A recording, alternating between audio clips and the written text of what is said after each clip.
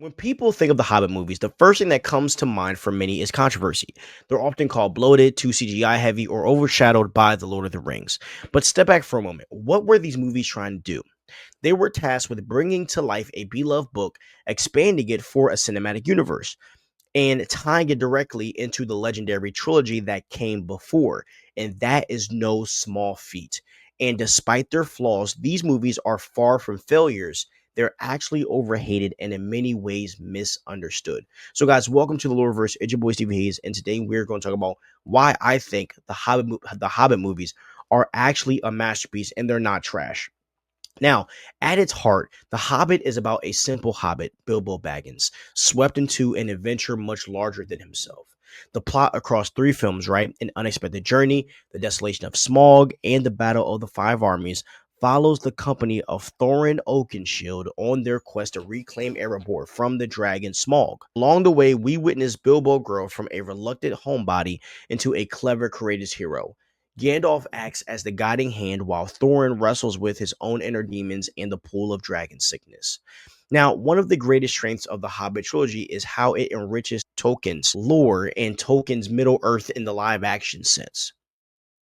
These films weave in elements from The Lord of the Rings, like the rise of Sauron as the necromancer of Dol Guldur, the White Council's actions, and the seeds of the War of the Ring. And these weren't just random additions, right? They were meant to show the larger forces moving in the background, turning a simple treasure hunt into a story that directly leads into The Lord of the Rings. Now, for lore fans, this is gold, right? Because we get a glimpse of Angmar's shadow, right? The politics of Thranduil's woodland realm and even the early shaping of the Fellowship's alliance.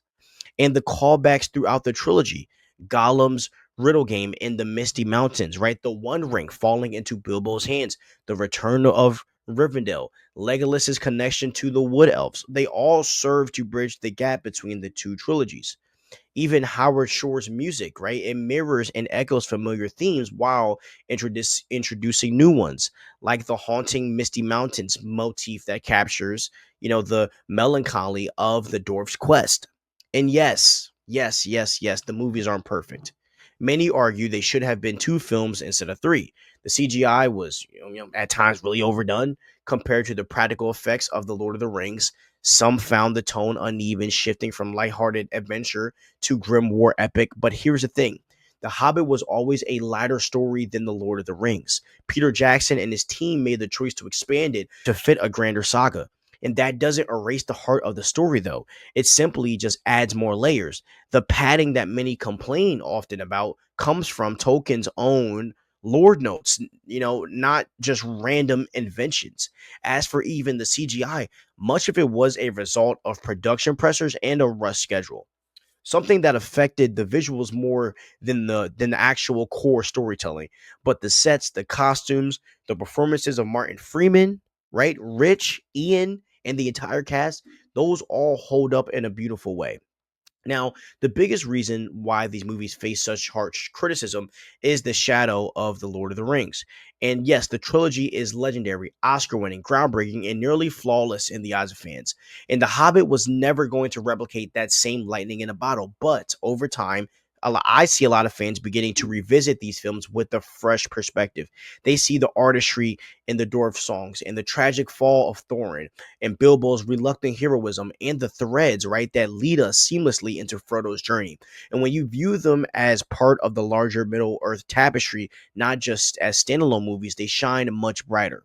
So, look, the Hobbit trilogy is not perfect, but it is far from the disaster that some claim it to be.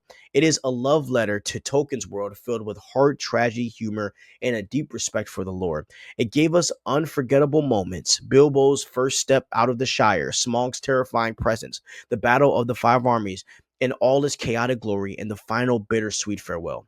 These movies are overhated because they were compared to something almost impossible to top, but judged on their own merits as an ambitious prequel saga, they are a masterpiece of myth making, bridging one of the greatest cinematic journeys ever told. If you guys haven't rewatched the Hobbit movies, I think you should. These movies are really good and they're honestly slept on. So, hope you guys enjoyed this video. Have a great day. Stay crispy and peace out.